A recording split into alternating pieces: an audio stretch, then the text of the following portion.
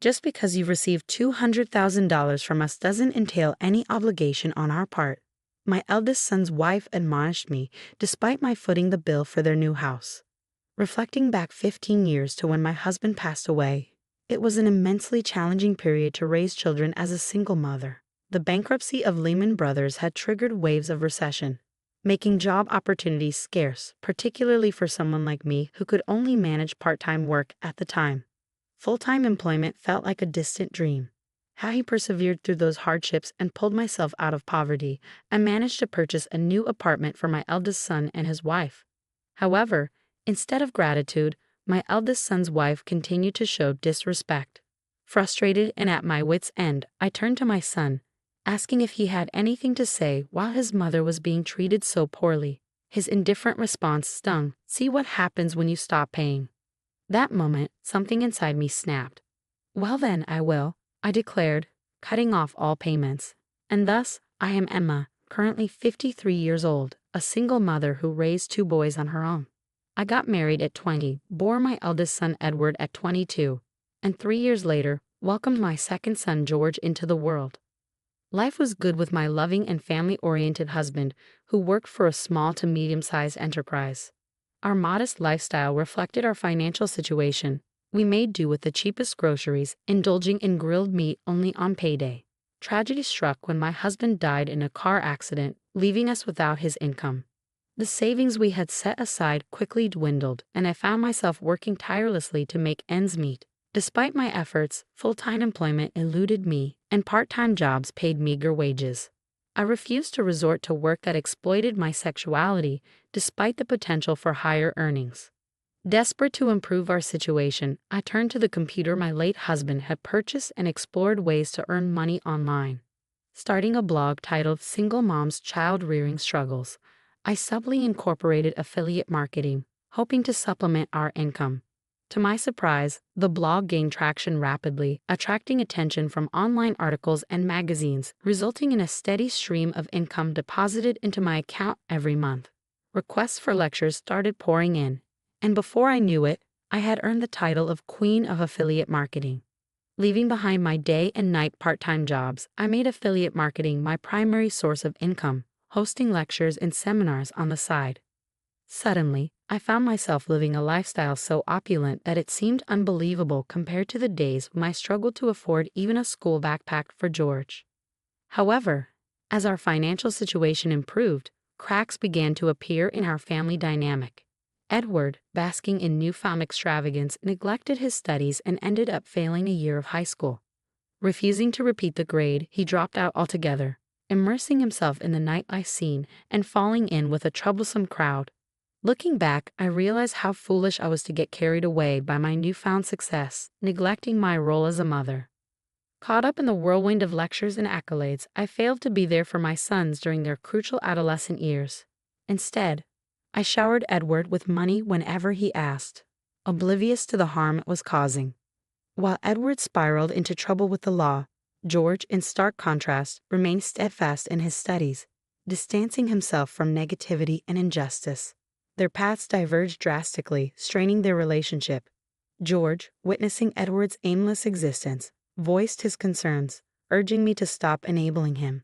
Determined to help Edward find purpose, I secured him a job at a publishing company through a connection.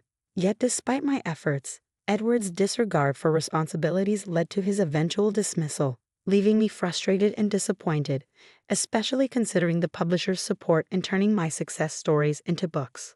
I found myself apologizing once again, this time for the irresponsibility of my over 20-year-old son.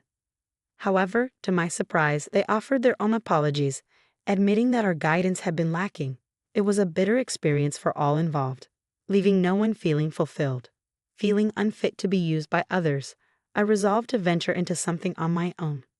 Despite his own lack of perseverance, Edward finally expressed an interest in starting his own business. I invested in his venture, an import business, only to suffer significant losses when he treated it more like a series of sightseeing trips than a serious endeavor. Optimistic due to my extensive network of friends, Edward then turned to network marketing. In support, I purchased pots and water purifiers, hoping for success. Unfortunately, this too ended in failure. Matters worsened when Edward registered George as a member without his consent, damaging their relationship and leading to more apologies from us.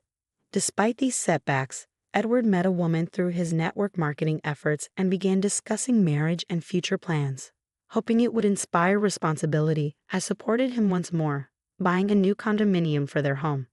However, their life remained unstable, and they forewent a wedding ceremony. Their next idea was to open a wine bar in New York as a couple, and I provided the startup capital. With Edward now 30 and married, it was clear he couldn't rely on his parents forever. Despite previous failures, we decided to open the bar as a corporation, both holding representative rights. Despite my warnings that this was the final chance, Edward remained indifferent. He boasted about his import connections, but seemed more interested in nightly gatherings with friends than in running a successful business. Despite my efforts to guide him, his behavior left me speechless and disheartened, especially when his wife suggested marketing tactics to keep the bar afloat.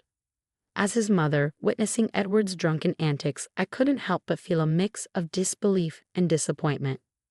His irresponsible words still lingered, but it was his wife's attitude that truly disgusted me. "My family is super wealthy, you know. Though I might not look like it, I'm from a good family. So I can help out if you're in trouble with money," she'd say, holding an empty wine bottle. Her favorite phrase. I had only met her parents once during the marriage introduction, and they didn't exude wealth. Her imposing older brother, Kevin, who seemed to be in charge, made a stronger impression. Edward's odd fondness for his brother-in-law left me uneasy. Months after the shop opened, it was hemorrhaging thousands of dollars monthly, depleting all the startup capital I had provided. Despite my efforts to cover the deficit, Edward and his wife remained unconcerned. Distraught, I turned to my younger son, George, for advice.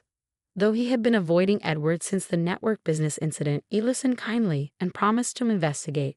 A week later, I visited the shop again. It was nearing month-end and rent and utility deadlines loomed.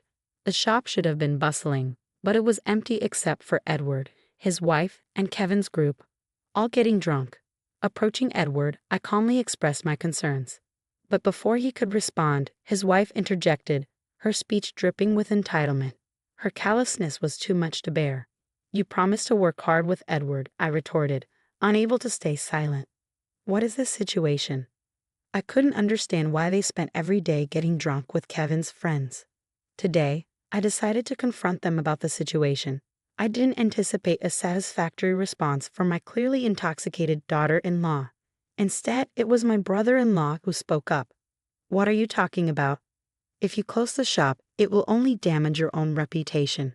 After all, you're a joint representative," he asserted, lounging back on the sofa with a domineering air, showing no respect for his elders or relatives. "You're just nouveau rich who doesn't know how to use money. That's why we're spending it for you," he continued, bombarding me with unbelievable words.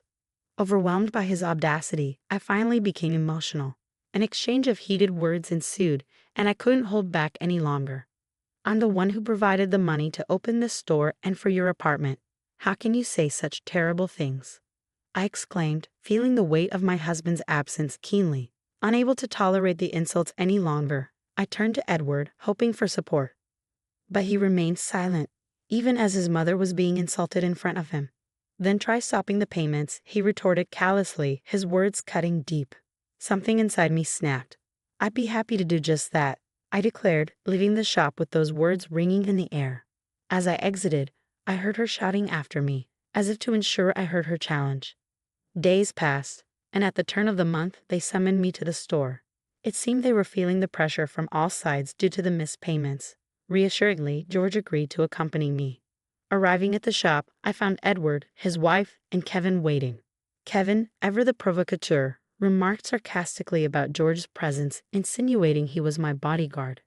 Thankfully, Edward clarified that George was his younger brother, and Kevin seemed to understand, his speech surprisingly clear without the influence of alcohol. However, I noticed something amiss. Edward remained standing while his wife and brother-in-law lounged on the sofa. Kevin wasted no time in addressing the situation, his tone heavy with accusation as he rested his feet on the table. I couldn't contain my anger at his utterly outrageous behavior and snapped back, reminding him that it was none of his business. But George intervened, urging us to continue as it wasn't entirely unrelated. Introducing himself once more, he revealed his profession. I am George, an attorney. I am going to sue Millie and Kevin, who claims to be her brother, for fraud and embezzlement. His calm demeanor left the three of them puzzled. When did you become a lawyer?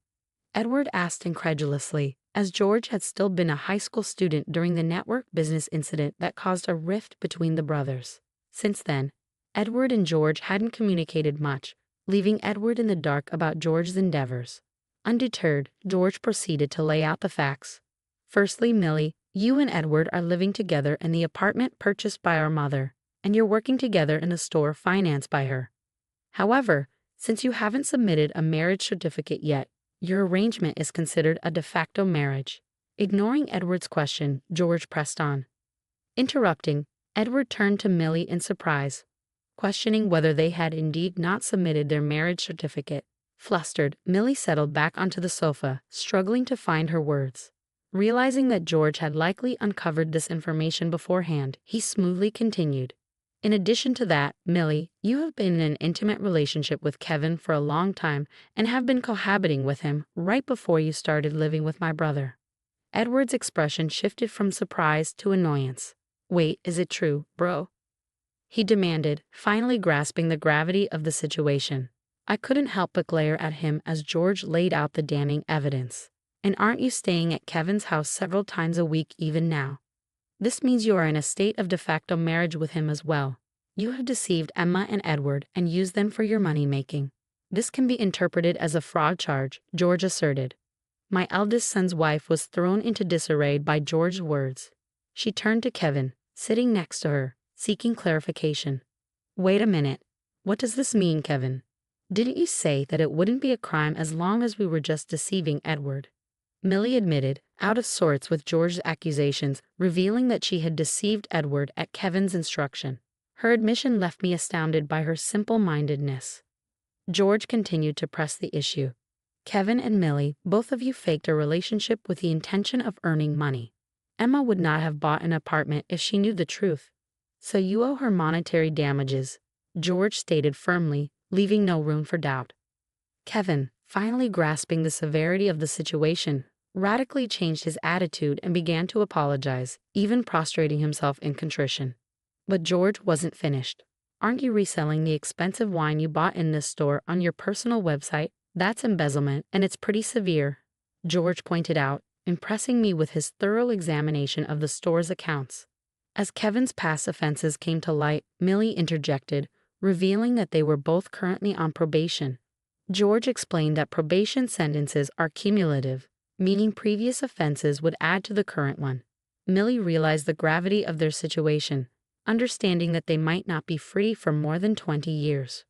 With evidence of embezzlement, fraud, and monetary damages, George made it clear that they needed to be prepared for the consequences. The weight of their actions hung heavy in the air as the reality of their predicament sunk in. I may not fully grasp the legal intricacies, and George's actions might seem harsh, but it's clear these are serious crimes. Finally understanding the gravity of their actions, the two of them bowed before us in silence. So I was a victim of fraud. Thanks, George, you saved me, Edward remarked, acknowledging George's role in uncovering the truth. However, when George announced plans for a civil lawsuit against them, Edward was taken aback, finding the situation too complicated to comprehend. Despite being one of the business associates, George sought damages for the store's losses caused by Kevin's mismanagement and warned Edward of potential criminal charges if he continued to turn a blind eye. As they pleaded for leniency, I realized George had been aware of Millie's actions since the network business incident. His dedication to justice and his meticulous investigative skills, honed while studying law and working at a detective agency, were evident. Despite his firm stance, I couldn't help but marvel at his growth from a bullied child to a capable adult. Ultimately, George chose not to press charges immediately, citing the statute of limitations for fraud cases. He observed their behavior, hoping for genuine reflection and change of heart, and change they did. Millie now works diligently at a nursing home, while Kevin dedicates himself to church duties as a priest apprentice. Even Edward, once a cause for concern, has distanced himself from his past associates and runs the wine bar with integrity. Their transformations give me hope for the future. Perhaps it's time to celebrate their progress with a launch party for the wine bar. And as I reflect on the twists and turns of this journey, I consider writing a book to capture the remarkable story of redemption and growth.